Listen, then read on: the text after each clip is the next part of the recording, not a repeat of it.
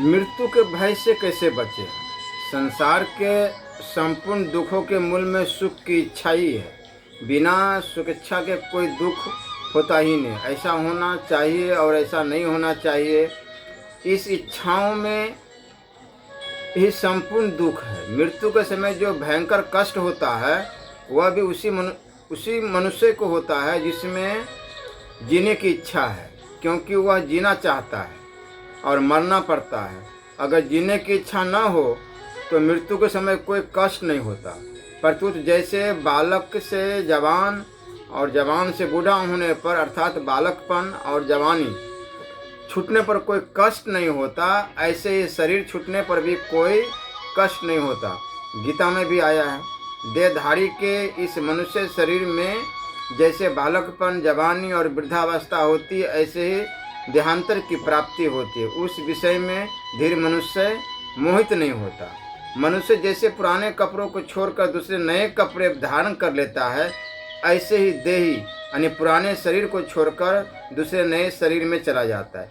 शरीर में अध्यास अर्थात मैंपन और मेरापन होने से ही जीने की इच्छा और मृत्यु का भय होता है। कारण कि शरीर तो नाशवान है, पर आत्मा अमर अविनाशी है और इसका विनाश कोई कर ही नहीं सकता।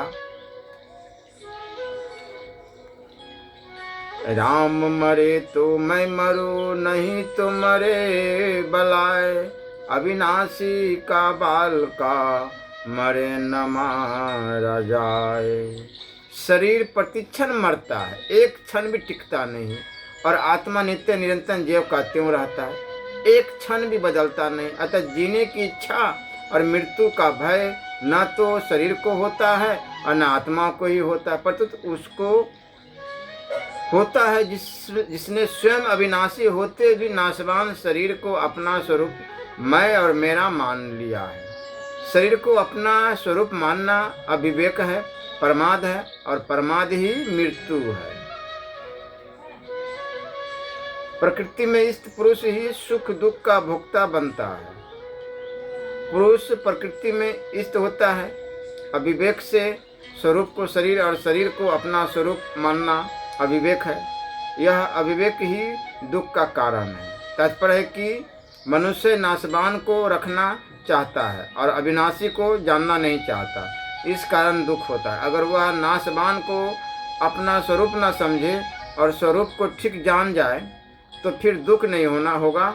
शरीर में जितना अधिक मैंपन और मेरापन होता है, मृत्यु का समय उतना ही अधिक कष्ट होता है। संसार में बहुत से आदमी मरते हैं और मरते रहते हैं, पर उनके मरने का दुख कष्ट हमें नहीं होता, क्योंकि उनमें हमारा मैंपन नहीं है और मेरापन भी नहीं है।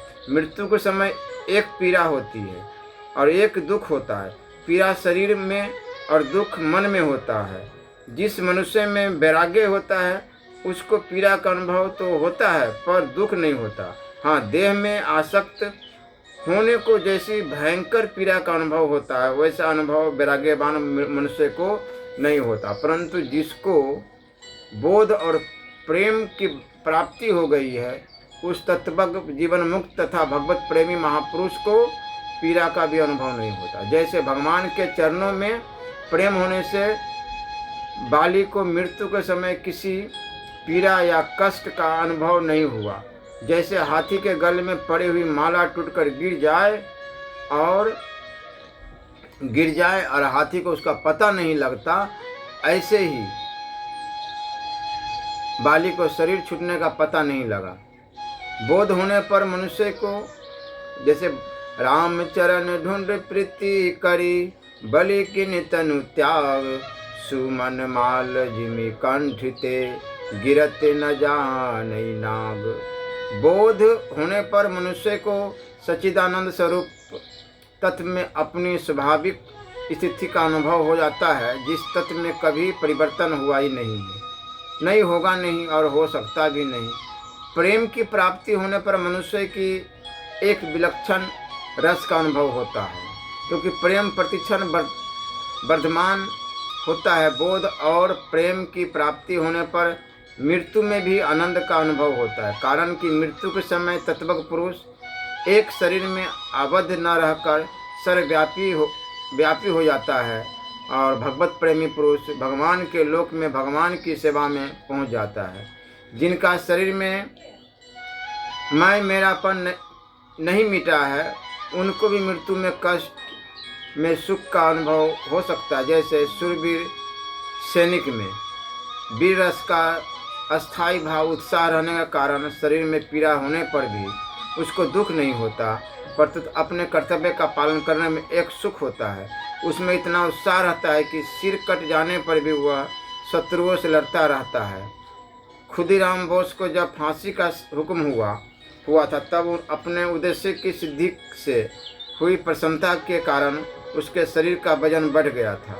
स्त्री को प्रसव के समय बड़ा कष्ट होता है, परंतु पुत्र मोह के कारण उसको दुख नहीं होता, परंतु एक सुख होता है जिसके आगे प्रसव की पीड़ा भी नगण्य हो जाती है। लोभी आदमी को रुपए खर्च करते समय बड़े कष्ट का अनुभव होता है, परंतु जिस काम में अधिक लाभ होने की संभावना रहती है उसमें वो अपने पास के रुपए भी लगा देता है और ज़रूरत पड़ने पर करे ब्याज पर लिए गए रुपए भी लगा देता है।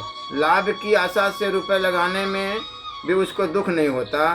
तपस्वी लोग गर्मियों में पंचाग्नि तपते हैं तो शरीर को कष्ट होने पर भी उनको दुख नहीं होता, परंतु तपस्या का उद्देश्य होने से प्रसन्नता होती है। विरक्त पुरुषों के पास स्त्री पुत्र धन मकान आदि कुछ नहीं होने पर भी उसको उनका अभाव रूप से अनुभव नहीं होता, अतः उसको दुख नहीं होता, परंतु सुख का अनुभव होता है। इतना ही नहीं, बड़े बड़े धनी राजा महाराजा भी उसके पास जाकर सुख शांति का अनुभव करते हैं। इस प्रकार जब शरीर में मैं मेरापन मिटने से पूर्व भी मृत्यु में कष्ट में सुख का अनुभव हो सकता है, तो फिर जिनका शरीर में मैं मेरापन से बता मिट गया है, उनको मृत्यु में दुख होगा ही कैसे। निर्मम निरहंकार होने पर उस दुख का भोक्ता ही कोई नहीं रहता, फिर दुख भोगना ही कौन है। अगर भीतर में कोई इच्छा न हो तो सांसारिक वस्तुओं की प्राप्ति से सुख नहीं होता और अप्राप्ति तथा विनाश से दुख नहीं होता। इच्छा होने से ही सुख और दुख दोनों होते हैं। सुख और दुख द्वंद्व है जिनसे मनुष्य संसार में बंध जाता है। वास्तव में सुख और दुख दोनों एक ही है। सुख भी वास्तव में दुख का ही नाम है, क्योंकि सुख दुख का कारण है। यही संस्पृशजा भोगा दुख योजने एवं ते। अगर मनुष्य में कोई इच्छा न हो तो वह सुख दुख दोनों से ऊंचा उठ जाता है और आनंद को प्राप्त कर। जैसे सूर्य में न तो दिन है न रात है, परंतु नित्य प्रकाश है, ऐसे ही आनंद में न सुख है न दुख है, परंतु नित्य आनंद है। उस आनंद का एक बार अनुभव होने फिर उसका कभी अभाव नहीं होता, क्योंकि वह स्वतः सिद्ध नित्य और निर्विकार है। अगर सब इच्छाओं की पूर्ति संभव होती तो हम जीने की इच्छा पूरी करने का उद्योग करते, और अगर मृत्यु से बचना संभव होता तो हम मृत्यु से बचने का प्रयत्न करते। परंतु यह सबका अनुभव है कि सब इच्छाएं कभी किसी की पूरी नहीं होती, और उत्पन्न होने वाला कोई भी प्राणी मृत्यु से बच नहीं सकता। फिर जीने की इच्छा और मृत्यु से भय करने से क्या लाभ। जीने की इच्छा करने से बार बार जन्म और मृत्यु होती रहेगी तथा जीने की इच्छा भी बनी रहेगी। इसलिए जीते जी अमर होने के लिए इच्छा का त्याग करना आवश्यक है। शरीर मैं नहीं है, क्योंकि शरीर प्रतिक्षण बदलता है, पर हम स्वयं वहीं रहते हैं। अगर हम वहीं रहते हैं तो शरीर के बदलने का ज्ञान किसको होता? बदलने वाले का ज्ञान न बदलने वाले को ही होता है। शरीर मेरा भी नहीं है, क्योंकि इस पर हमारा आधिपत्य नहीं चलता, अर्थात इसको हम अपनी इच्छा के अनुसार रख नहीं सकते, इसमें इच्छा अनुसार परिवर्तन नहीं कर सकते और इसको सदा अपने साथ रख नहीं सकते। इस प्रकार जब हम शरीर को मैं और मेरा नहीं मानेंगे तब उसके जीने की इच्छा भी नहीं रहेगी। जीने की इच्छा न रहने से शरीर छूटने से पहले ही नित्य सिद्ध अमरता का अनुभव हो जाएगा। असत का भाव सता नहीं है और सत का भाव नहीं है। नास्तो विदिते भावो न भावो विदिते सतः। सत्य सत्य ही है और असत असत्य है, अतः न सत्य का भय है न असत का भय है। अगर भय रखे तो भी शरीर मरेगा और भय ना रखे तो भी शरीर मरेगा वही जो मरने वाला है, फिर नई हानि क्या हुई। अतः मृत्यु से भयभीत होना व्यर्थ ही तो है। दुर्गति से हमेशा बचो। गीता में भगवान आचार्य देवता, पितर, यक्ष, राक्षस, भूत, प्रेत आदि की उपासना का विस्तार से अथवा संक्षेप से फल सहित वर्णन हुआ। जैसे अर्थार्थी, आर्त, जिज्ञासु और ज्ञानी, प्रेमी, ये 4 प्रकार के भक्त भगवान का भजन करते हैं, अर्थात उनकी शरण होते हैं। भगवान का भजन पूजन करने वाले भक्त भगवान को प्राप्त हो जाते हैं। जो वास्तव में जीवन मुक्त तत्वज्ञ भगवत प्रेमी महापुरुष है, जिनका जीवन शास्त्रों के अनुसार है, वे आचार्य होते हैं। ऐसे आचार्य की आज्ञा का पालन करना, उनके सिद्धांतों के अनुसार अपना जीवन बनाना ही है उनकी उपासना है। इस तरह आचार्य की उपासना करने वाले मनुष्य मृत्यु को तर जाते हैं। जो लोग कामनाओं में तन्मय होते हैं और भोगना तथा संग्रह करना इसके सिवाय और कुछ नहीं है, ऐसा निश्चय करने वाले होते हैं, वे भोगों की प्राप्ति के लिए वेदोक्त शुभ कर्म करते हैं। कर्मों की सिद्धि फल चाहने वाले मनुष्य देवताओं की उपासना करते हैं क्योंकि मनुष्य लोक में कर्मजन्य सिद्धि बहुत जल्दी मिल जाती है। सुख भोग की कामनाओं के द्वारा जिनका विवेक ढक जाता है, वे भगवान को छोड़कर देवताओं की शरण हो जाते हैं और अपने अपने स्वभाव के परवश होकर कामना पूर्ति के लिए अनेक नियमों उपायों को धारण करते हैं। भगवान कहते हैं कि जो भक्त जिस देवता का पूजन करना चाहता है, उस देवताओं के प्रति मैं उसकी श्रद्धा को ढूंढ कर देता हूँ। फिर वह श्रद्धा से युक्त होकर उस देवताओं की उपासना करता है, परंतु उसको उस उपासना का फल मेरे द्वारा विधान किया हुआ ही मिलता है।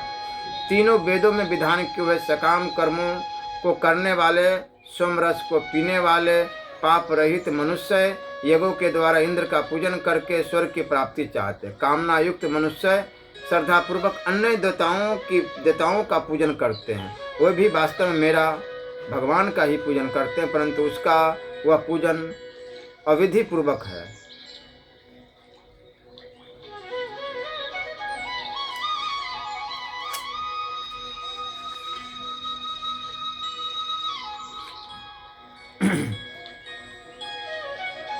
मनुष्य को अंतकाल में अपने दुराचारों का ही चिंतन होगा और वह अपने पाप कर्मों के फल स्वरूप नीच योनि में ही जाएगा, भूत प्रेत ही बनेगा। अगर कोई मनुष्य काशी, मथुरा, वृंदावन, अयोध्या आदि धामों में रहकर यह सोचता है कि धाम में रहने से मरने पर मेरी सदगति होगी ही, दुर्गति तो हो ही नहीं सकती, और ऐसा सोचकर वह पाप, दुराचार, बेविचार, झूठ, कपट, चोरी, डकैती आदि कर्मों में लग जाता है, तो मरने पर उसकी भयंकर दुर्गति होगी। वह अंतिम समय में प्राय किसी कारण से धाम के बाहर चला जाएगा और वहाँ मरकर भूत प्रेत बन जाएगा। अगर वह धाम में भी मर जाए तो भी अपने पापों कारण वह भूत प्रेत बन जाएगा ही। प्रेत योनि न मिले, इसके लिए मनुष्य को क्या करना चाहिए? मनुष्य शरीर केवल परमात्मा प्राप्ति के लिए ही मिला है, अतः मनुष्य को सांसारिक भोग और संग्रह की आसक्ति में न फंसकर परमात्मा के शरण हो जाना चाहिए। इसी से वह अधोगति से भूत प्रेत की योनि से बच सकता है। भूत प्रेत और पितर में क्या अंतर है? ऐसे तो भूत प्रेत, पिशाच, पितर आदि सभी देव योनि कहलाते हैं, पर उनमें भी कई भेद होते हैं। भूत प्रेतों का शरीर वायु प्रधान होता है, अतः वह हरेक को नहीं दिखते। हाँ, अगर वह स्वयं किसी को अपना दुख दिखाना चाहे तो दिखा सकता है। उनको मल मूत्र आदि अशुद्ध चीज़ें खानी पड़ती है, वो शुद्ध अन्न जल नहीं खा सकते, परंतु कोई उनके नाम से शुद्ध पदार्थ दे दे तो खा सकते हैं। भूत प्रेतों के शरीरों से दुर्गंध आती है। पितर भूत प्रेतों से ऊंचे माने जाते हैं, फिर प्राय अपने कुटुंब के साथ ही संबंध रखते हैं, उसकी रक्षा सहायता करते हैं। वह कुटुंबियों को व्यापार आदि की बात बता देते हैं, उनको अच्छी सम्मति देते हैं। अगर घर वाले बंटवारा करना चाहे तो उनका बंटवारा कर देते हैं। यदि पितर गाय के दूध से बनी गरम गरम खीर खाते हैं तो गंगा जल जैसा ठंडा जल पीते हैं, शुद्ध पदार्थ ग्रहण करते हैं। कई पितर घर वालों को दुख भी देते हैं। तंग भी करते हैं। तो वह यह उनके स्वभाव का भेद है। जैसे मनुष्य में चारों वर्णों का ऊंच नीच का स्वभाव भी भेद रहता है, ऐसे ही पितर, भूत, प्रेत, पिशाच आदि में भी वर्ण जाति आदि का भेद रहता है। अब यहाँ प्रश्न उठता है, कौन से मनुष्य मरने के बाद भूत प्रेत बनते हैं? तो उत्तर सुनिए, जिन मनुष्य का खान पान अशुद्ध होता है, जिनके आचरण खराब होते हैं, जो दुर्गुण दुराचार में लगे रहते हैं, जिनका दूसरों को दुख देने का स्वभाव है, जो केवल अपनी ही जिद रखते हैं, ऐसे मनुष्य मरने के बाद क्रूर स्वभाव वाले भूत प्रेत बनते हैं। ये जिनमें प्रविष्ट होते हैं उनको बहुत दुख देते हैं और मंत्र आदि से भी जल्दी नहीं निकलते। जिन मनुष्यों का स्वभाव सौम्य है, दूसरों को दुख देने का नहीं है, परंतु संसारिक वस्तु, स्त्री, पुत्र, घर, जमीन आदि में जिनकी ममता आसक्ति रहती है, ऐसे मनुष्य मरने के बाद सौम्य स्वभाव वाले भूत प्रेत बनते हैं। ये किसी में प्रविष्ट हो जाते हैं तो उसको दुख नहीं देते और अपनी गति का उपाय भी बता देते हैं। जिनको विद्या आदि का बहुत अभिमान मद होता है, उस अभिमान के कारण जो दूसरे को नीचा दिखाते हैं, दूसरों का अपमान तिरस्कार करते हैं, दूसरों को कुछ भी नहीं समझते, ऐसे मनुष्य मरकर ब्रह्म राक्षस यानी कि जिन बनते हैं। एक किसी में प्रविष्ट हो जाते हैं, किसी को पकड़ लेते हैं तो बिना अपनी इच्छा के उसको छोड़ते नहीं। इस पर कोई तंत्र मंत्र नहीं चलता। दूसरा कोई इन पर मंत्रों का प्रयोग करता है तो उन मंत्रों को ये स्वयं बोल देते हैं। एक सच्ची घटना है, दक्षिण में मोरोजी प्रांत नामक एक बहुत बड़े विद्वान थे। उनको विद्या का बहुत अभिमान था। वे अपने समान किसी को विद्वान मानते ही नहीं थे और सबको नीचा दिखाते थे। एक दिन की बात है, दोपहर के समय वे अपने घर से स्नान करने के लिए नदी पर जा रहे थे। मार्ग में एक पेड़ पर दो ब्रह्म राक्षस बैठे हुए थे। वे आपस में बातचीत कर रहे थे। एक ब्रह्म राक्षस बोला, हम दोनों तो इस पेड़ की दो डालियों पर बैठे हैं, पर यह तीसरी डाली खाली है, इस पर कौन आएगा बैठने के लिए? दूसरा ब्रह्म राक्षस बोला, यह जो नीचे जा रहा है न यह आकर यहाँ बैठेगा, क्योंकि इसको अपनी विद्वता का बहुत अभिमान है। उन दोनों के संवाद को मोरोजी पंत ने सुना तो वे वहीं रुक गए और विचार करने लगे कि अरे, विद्या के अभिमान के कारण मेरे को ब्रह्म राक्षस बनना पड़ेगा, प्रेत योनियों में जाना पड़ेगा। अपनी दुर्गति से वे घबरा गए और मन ही मन संत ज्ञानेश्वर जी के शरण में गए कि मैं आपके शरण में हूँ, आपके सिवाय मेरे को इस दुर्गति से बचाने वाला कोई नहीं। ऐसा विचार करके वे वहीं से आलंदी के लिए चल पड़े, जहाँ संत ज्ञानेश्वरी जीवित समाधि ले चुके थे। फिर वे जीवन भर वहीं रहे, घर आ ही नहीं। संत की शरण में जाने से उनका विद्या का अभिमान चला गया और संत कृपा से भी वे भी संत बन गए। जो स्त्री पर पुरुष का चिंतन करती रहती है तथा जिसकी पुरुष में बहुत ज़्यादा आसक्ति होती है, वह मरने के बाद चुड़ैल बन जाती है। और भूत प्रेतों का प्रायः नियम रहता है कि पुरुष भूत प्रेत पुरुषों को ही पकड़ते हैं और स्त्री भूत प्रेत स्त्रियों को ही पकड़ती है, परंतु चुड़ैल केवल पुरुषों को ही पकड़ती है। चुड़ैल दो प्रकार की होती है, एक तो पुरुष का शोषण करती रहती है, अर्थात उसका खून चूसती रहती है, उसकी शक्ति छीन करती है, और दूसरी पुरुष का शोषण करती है, उसको सुख आराम देती है। ये दोनों ही प्रकार की चुड़ैल पुरुषों को अपने बस में रखती। एक सिपाही था, वह रात के समय कहीं से अपने घर आ रहा था। रास्ते में उसने चंद्रमा के प्रकाश में एक वृक्ष के नीचे एक सुंदर स्त्री देखी। उसने उस स्त्री से बातचीत की तो उस स्त्री ने कहा, मैं आ जाऊं क्या? सिपाही ने कहा, हाँ हाँ आ जा। सिपाही के ऐसा कहने पर वह स्त्री जो चुड़ैल थी उसके पीछे आ गई। अब वह रोज रात में उस सिपाही के पास आती, उसके साथ सोती, उसका संग करती और सवेरे चली जाती। इस तरह वह उस सिपाही का शोषण करने लगी। एक बार रात में वो दोनों लेट गए पर बत्ती जलती रह गई तो सिपाही ने उससे कहा कि तू बत्ती बंद कर दे। उसने लेटे लेटे ही अपना हाथ लंबा करके बत्ती बंद कर दी। अब सिपाही को पता लगा कि यह कोई सामान्य स्त्री नहीं है, यह तो चुड़ैल है। वह बहुत घबराया चुड़ैल ने उसको धमकी दी कि अगर तू किसी को मेरे बारे में बताएगा तो मैं तेरे को मार डालूंगी। इस तरह वह रोज रात में आती और सवेरे चली जाती। सिपाही का शरीर दिन प्रतिदिन सूखता जा रहा था। लोग उससे पूछते कि भैया तुम इतने सूखते जा रहे हो, क्या बात है, बताओ तो सही। परंतु चुड़ैल के डर के मारे वह किसी को कुछ बताया नहीं था। एक दिन वह दुकान से दवाई लाने गया। दुकानदार ने दवाई की पुड़िया बांध कर दे दी। सिपाही उस पुड़िया को जेब में डालकर घर चला आया। रात के समय जब वह चुड़ैल आई तब वह दूर से ही खड़े खड़े बोली कि तेरी जेब में जो पुड़िया है उसको निकाल कर फेंक दे। सिपाही को विश्वास हो गया कि इस पुड़िया में जरूर कुछ करामात है, तभी तो आज यह चुड़ैल मेरे पास नहीं आ रही है। सिपाही ने उससे कहा कि मैं पुड़िया नहीं फेंकूंगा। चुड़ैल ने बहुत कहा पर सिपाही ने उसकी बात मानी नहीं। जब चुड़ैल का उस पर बस नहीं चला तब वह चली गई।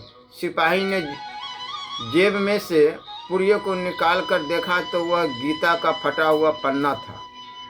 इस तरह गीता का प्रभाव देकर वह सिपाही हर समय अपनी जेब में गीता रखने लगा।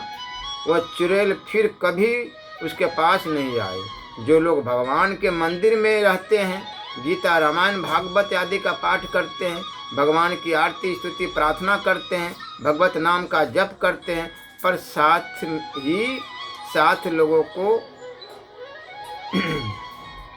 लोगों को ठगते हैं, भगवान की भोग सामग्री वस्त्र आदि की चोरी करते हैं, ठाकुर जी को पैसा कमाने का साधन मानते हैं।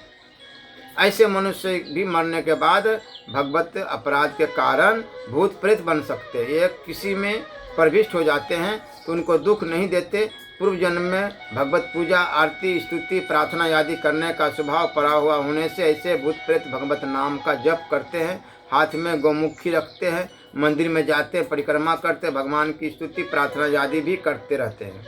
परंतु किसी मनुष्य में प्रविष्ट हुए बिना ये भगवान की स्तुति प्रार्थना नहीं कर सकते। वृंदावन में बांके बिहारी जी के मंदिर में एक छोटा बालक आया करता था। वह संस्कृत जानता ही नहीं था, पर बिहारी जी के सामने खड़े होकर वह संस्कृत में भगवान के स्तोत्रों का जोर जोर से पाठ किया करता था।